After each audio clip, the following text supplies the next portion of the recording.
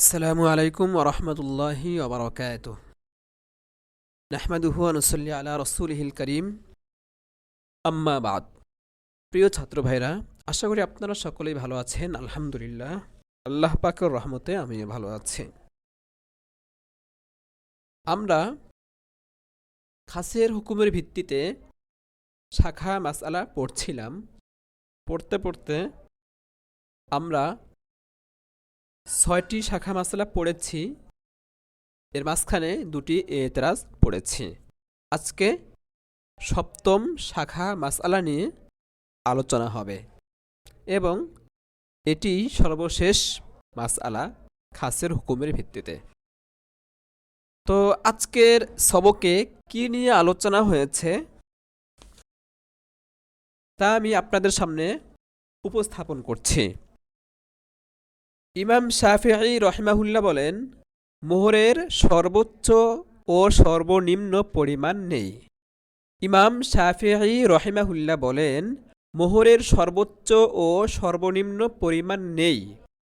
আমাদের মতে সর্বোচ্চ পরিমাণ না থাকলেও সর্বনিম্ন পরিমাণ রয়েছে, অর্থাৎ সর্বনিম্ন 10 দিরহামের কম হতে পারবে না।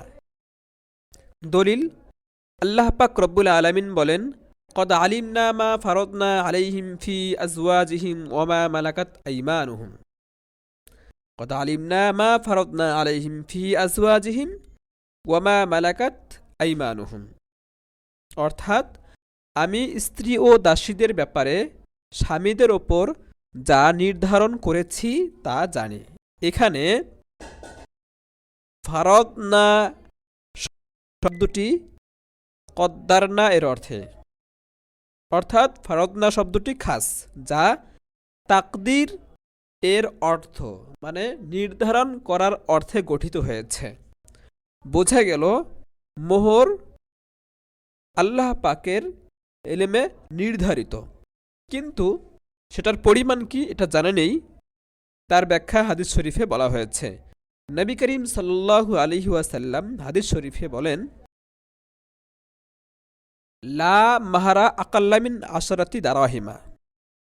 অর্থাৎ 10 দিরহামের কমে মোহর হতে পারে না। 10 দিরহামের কমে মোহর হতে পারে না।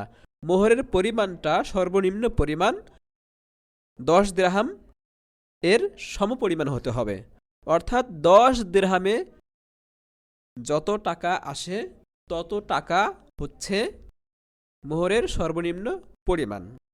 তো 1 দিরহাম কত টাকা আসে এটা এক এক সময় এক এক রকম হতে পারে। সেটা হিসেব করে বাজার দর অনুযায়ী হিসেব করে তারপর দেখতে হবে যে 10 দিরহামে কত টাকা আসে। যত টাকা আসে সেই টাকাই হলো মোহরের সর্বনিম্ন পরিমাণ, তার নিচে মোহর ধার্য করা যাবে না। তো এখানে ফারাদনা এর অর্থ যে করা হলো কদ্দারনা, এটি হচ্ছে ফকিহদের পরিভাষা মতে। আর আবিধানিক অর্থ কি? ফারদনা ফারদুন থেকে, এই ফারদুনের আবিধানিক অর্থ কি? আবিধানিক অর্থ হলো আল ইজাবু, অর্থাৎ আবশ্যক করা, ওয়াজিব করা। ইমাম শাফি সাহেব বলেন, আবিধানিক অর্থ হিসেবে ফারদনা এখানে আউজাবনা এর অর্থেই হবে।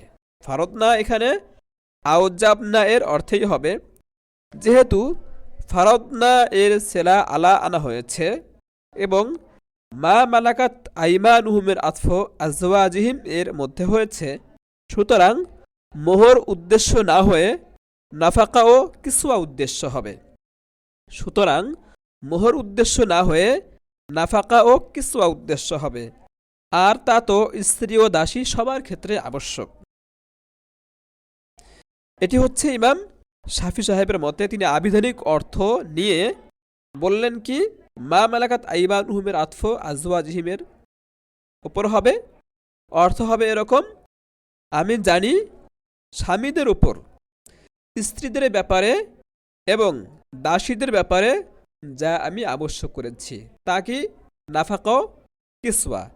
আল্লাহ পাক এই আয়াতটি বলেছেন নাফাকা এবং কিসওয়ার ব্যাপারে, যা স্বামীদের ওপর আবশ্যক।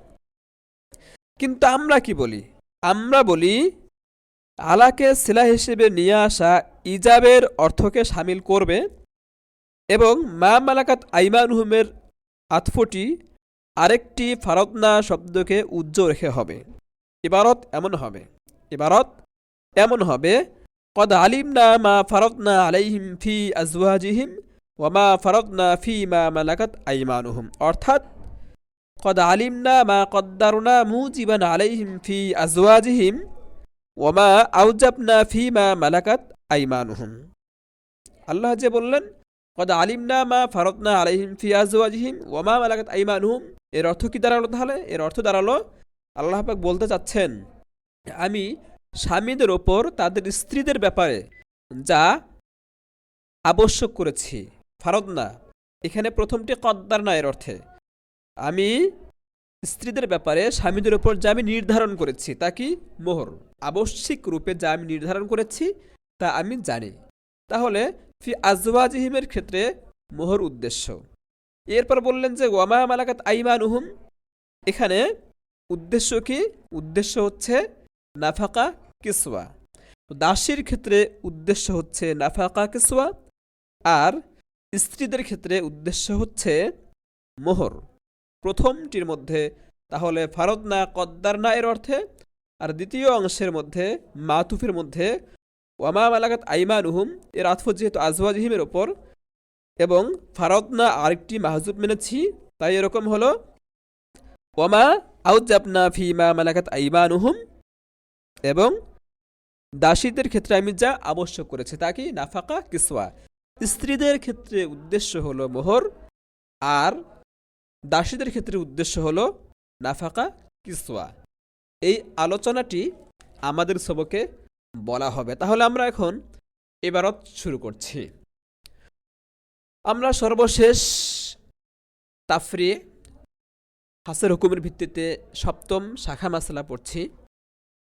তাহলে শুরু করে দিলাম। বিসমিল্লাহির রহমানির রহিম। আত-তাফরিউস সাবিউ, সপ্তম শাখা মাসআলা। আত-তাফরিউস সাবিউ, সপ্তম শাখা মাসআলা, আলা হুকমিল খাসি, খাসের হুকুমের ভিত্তিতে। খাসের হুকুম কি এটা আশা করি আমাদের জানা আছে। খাসের হুকুম হলো, এর আগে আমরা বারবার পড়েছি, জেনেছি, আশা করি আমরা এমনভাবে বুঝেছি আমাদের জেহেনে বসে গেছে, সারা জীবন মনে থাকবে। খাসের হুকুম কি? খাস তার মাখসুসকে অকাট্যভাবে শামিল করে বয়ানের সম্ভাবনা রাখে না, যেহেতু খাস কি নিজেই স্পষ্ট। তার মানে খাসের উপর আমল করা কি আবশ্যক, যেহেতু বয়ানের সম্ভাবনা রাখে না। তো এই খাসের হুকুমের ভিত্তিতে আমরা সর্বশেষ শাখা মাসলা সপ্তম মাসলা পড়ছি। আত-তাফরিউস সাবিউ আলা হুকমিল খাসি, খাসের হুকুমের ভিত্তিতে সপ্তম শাখা মাসআলা।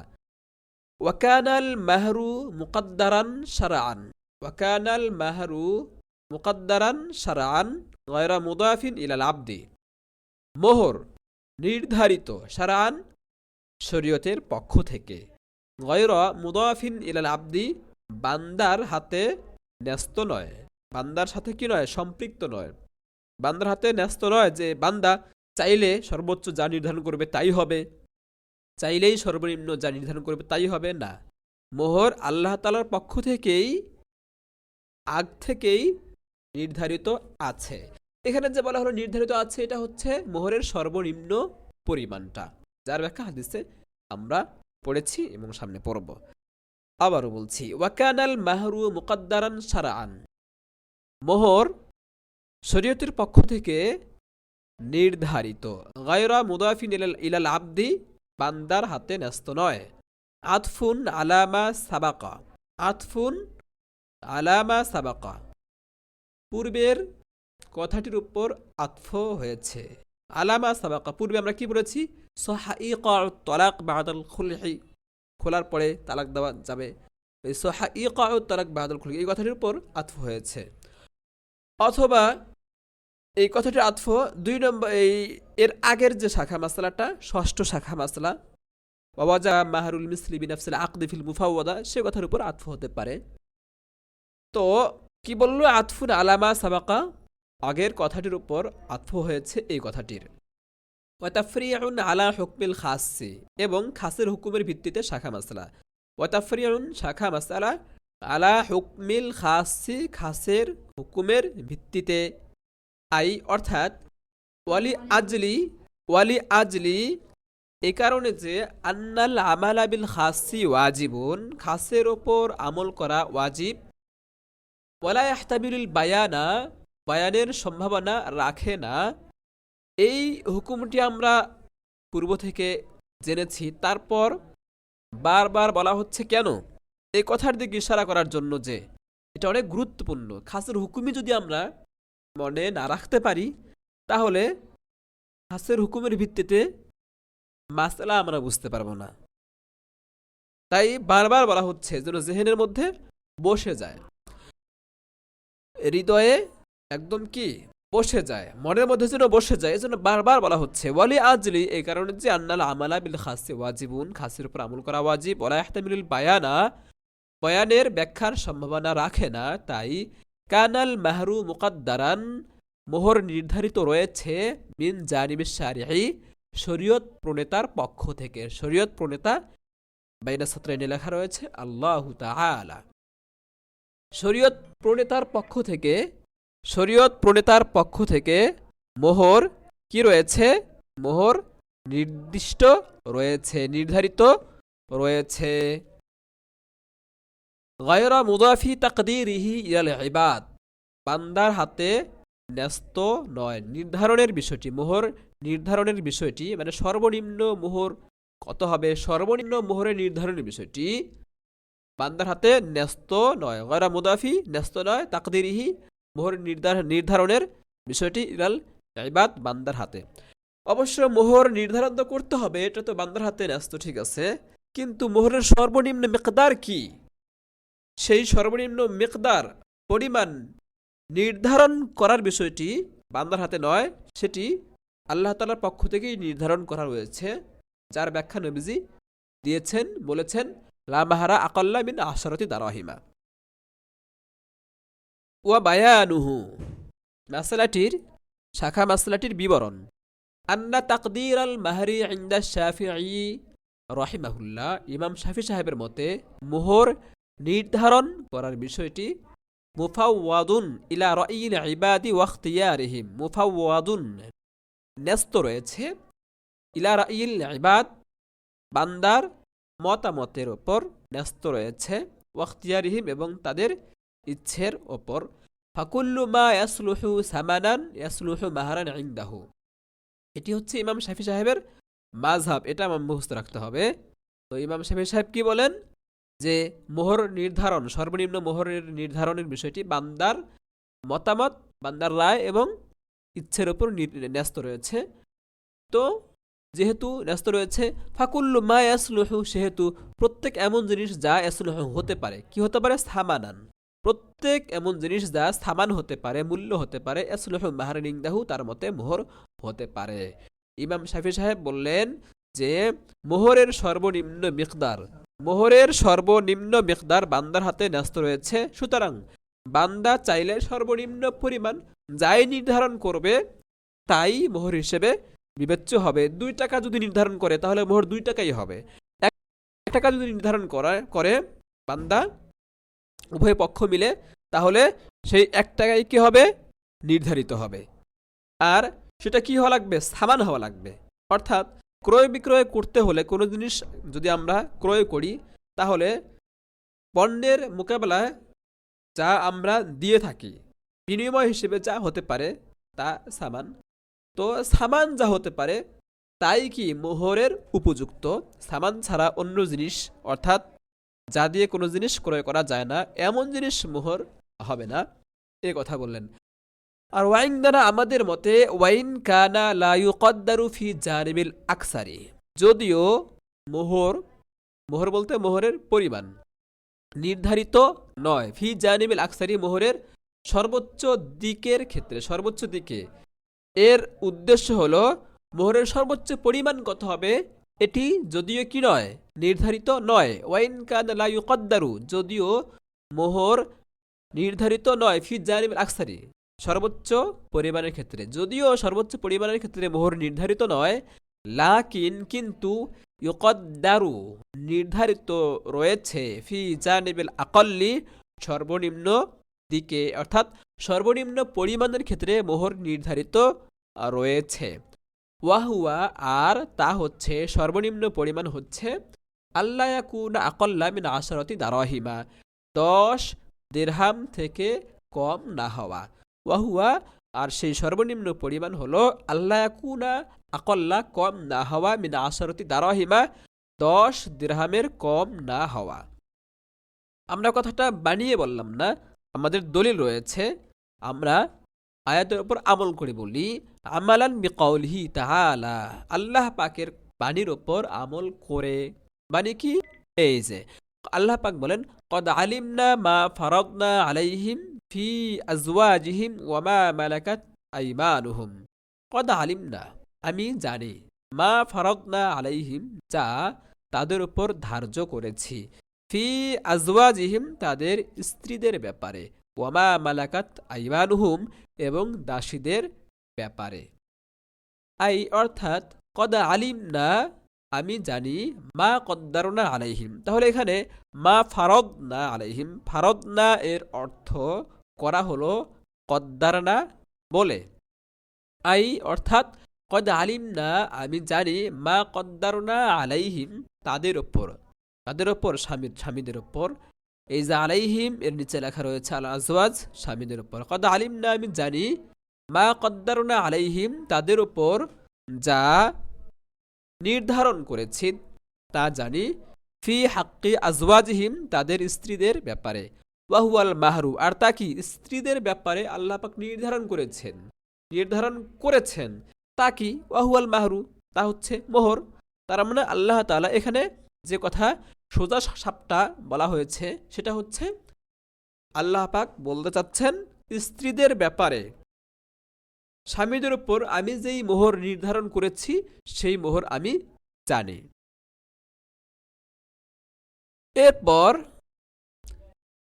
ফাল ফারদু মা ফারদ না, এই ফারদুনের অর্থ কি বলা হচ্ছে, এই লফজটি খাস নাকি আম এটার অর্থ কি বলা হচ্ছে।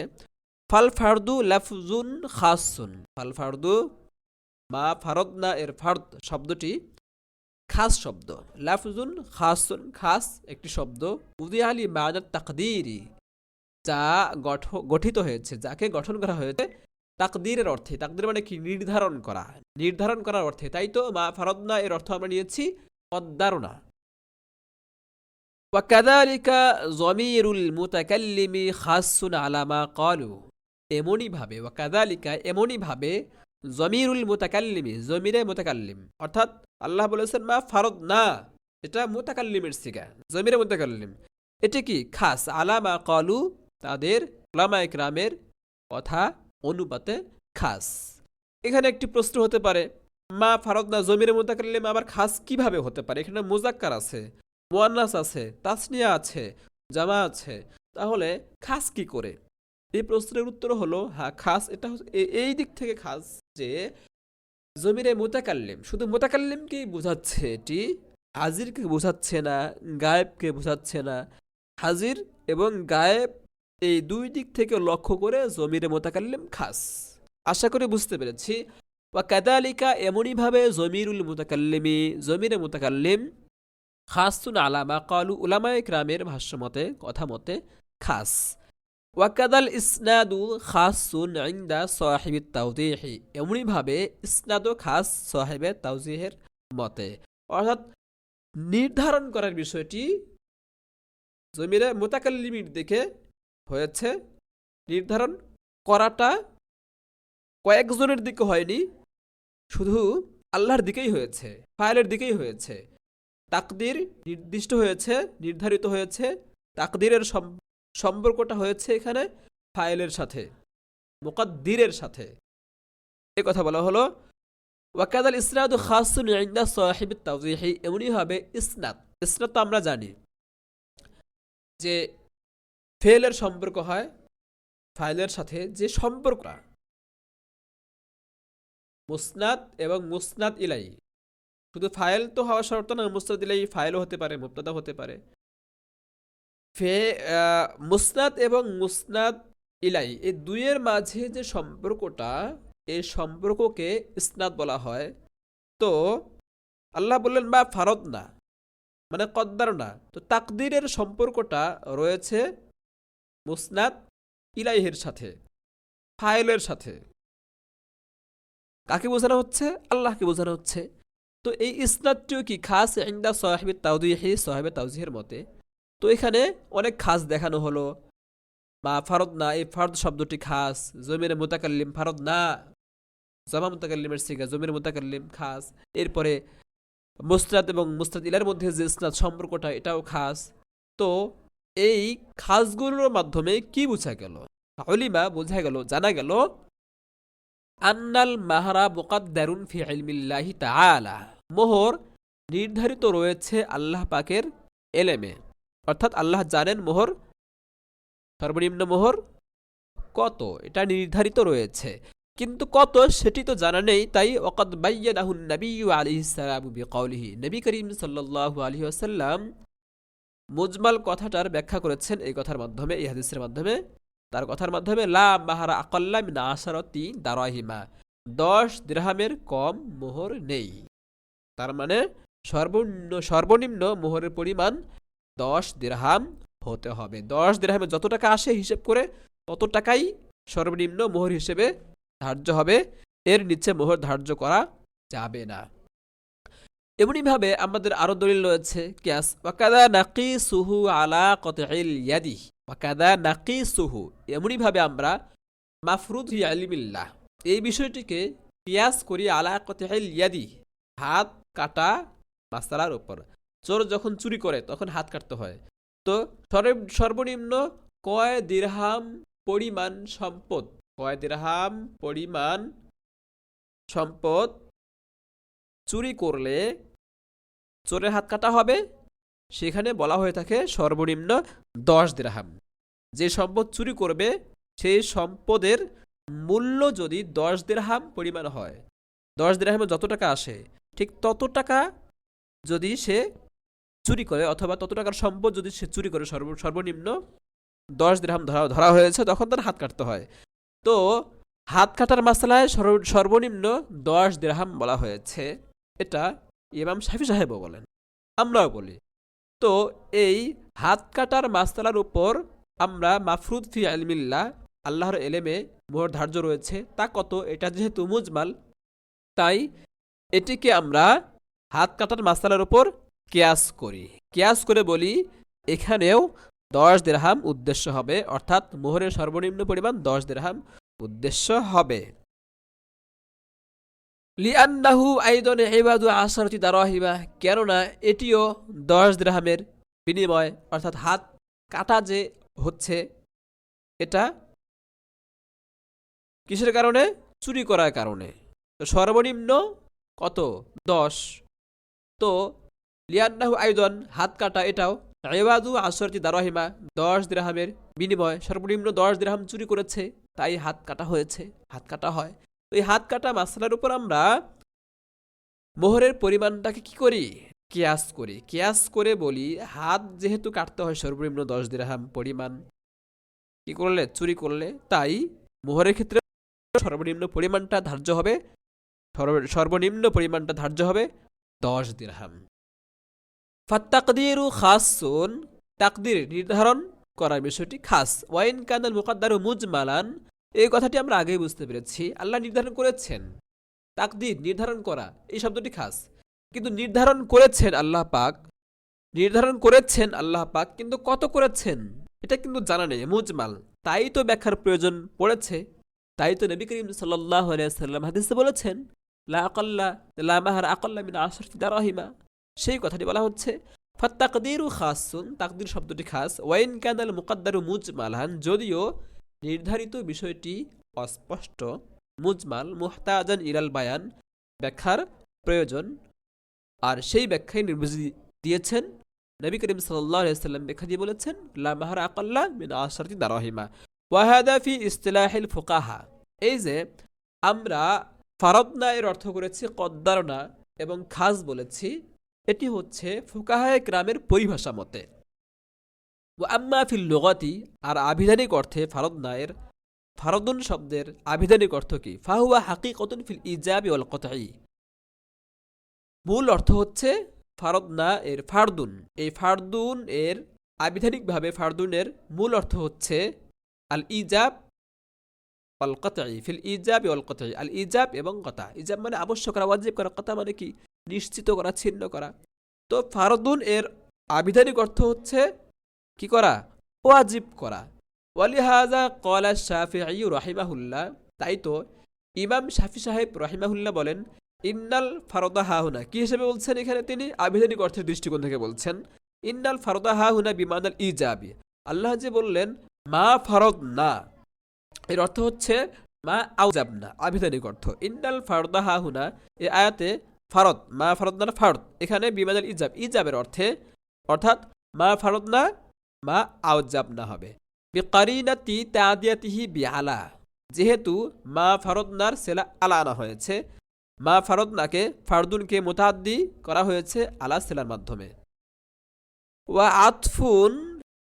আতফু মা মালাকাত আইমানুহুম আলা আজওয়াজিহিম, আর মা মালাকাত আইমানুহুম এর আতফ হয়েছে আলা আজওয়াজিহিম, আজওয়াজিহিম শব্দের ওপর।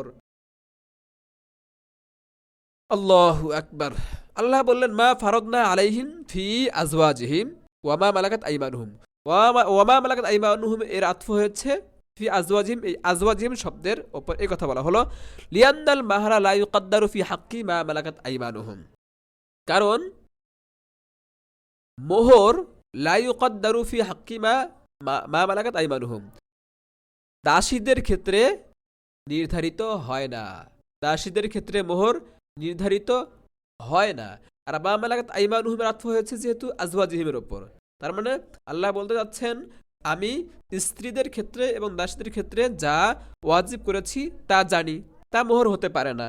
কারণ কারণ যেহেতু দাসীদের আতফ হয়েছে, মা মালাকাত আইমানুহুমের আতফ হয়েছে আজওয়াজিহিম শব্দটির মধ্যে, তাহলে সেটি কি হতে পারে? মাতুফ আলাই এবং মাতুফের হুকুম তিনি এক ধরে নিয়েছেন, এক হবে। সেটা কি হবে? সেটা নাফাকা হবে, কিসওয়া হবে। কারণ দাসীদের ক্ষেত্রে তো মোহর নির্ধারিত হয় না। লিআন্নাল মাহরা লা ইউকাদ্দারু ফি হাক্কি মা মালাকাত আইমানুহুম, দাসীদের ক্ষেত্রে মোহর নির্ধারিত হয় না।